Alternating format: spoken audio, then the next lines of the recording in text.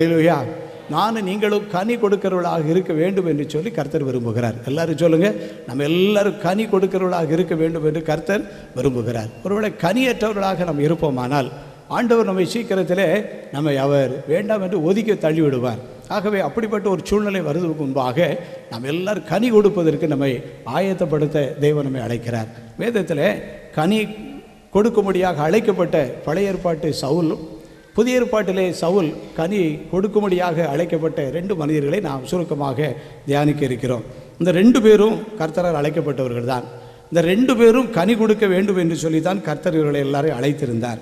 ஆனால் அந்த அழைக்கப்பட்ட அழைப்பில் பழைய ஏற்பாட்டு சவுல் அவன் கனி கொடுப்பதிலே அவன் குறைந்து போனவனாக, கர்த்தரால் அறுக்கப்பட்டு போகக்கூடிய, தள்ளப்பட்டு போகக்கூடிய நிலைக்கு அவன் போய்விடுகிறான். ஆனால் புதிய ஏற்பாட்டு தேவ மனுஷனாகிய சவுல் என்ற பவுல் அவன் கனிகளை கொடுத்து கொண்டே இருந்தபடியினாலே ஆண்டவர் அவனை அதிக கனிகள் கொடுக்கும்படியாக கர்த்தர் ஆசீர்வதித்து இன்னும் அவனுடைய வாழ்க்கையிலே நல்ல உயர்வையும் தேவனுடைய மனுஷன் என்கிற உன்னதமான ஸ்தானத்தையும் கொடுத்து கர்த்தர் ஆசீர்வதித்தார். ஆகவே ஏன் இந்த 2 பேரும் அழைக்கப்பட்டவர்களாக இருந்தாலும் கூட இவர்கள் எவ்விதமாக கனி கொடுக்காதவர்களாயும் கொடுக்கிறவர்களாயும் எப்படி மாறினார்கள் என்பதை சில வசனத்தின் மூலமாக நாம் தியானிப்போம். முதலாவதாக பழைய ஏற்பாட்டு சவுலை குறித்து நாம் தியானிக்க இருக்கிறோம். பழைய ஏற்பாட்டு சவுலை எவ்விதமாக அவர் ராஜாவாக வந்தார் என்கிற சம்பவம் நமக்கு நன்றாக தெரியும்.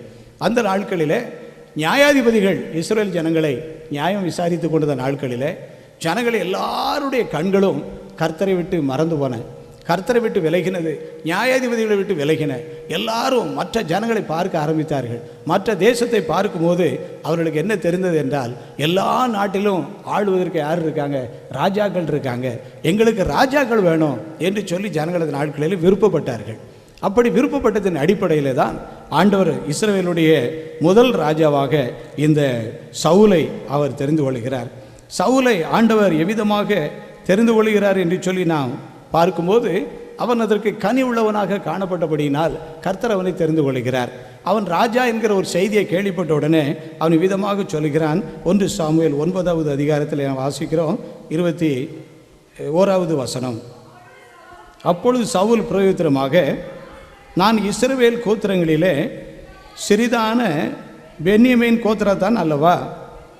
பென்யமீன் கோத்திரத்து குடும்பங்கள் எல்லாவற்றிலும் என் குடும்பம் அற்பமானது அல்லவா என்று சொல்லி தன்னை தாழ்த்தினதாக இந்த வேத பகுதியிலே நாம் வாசிக்கிறோம்.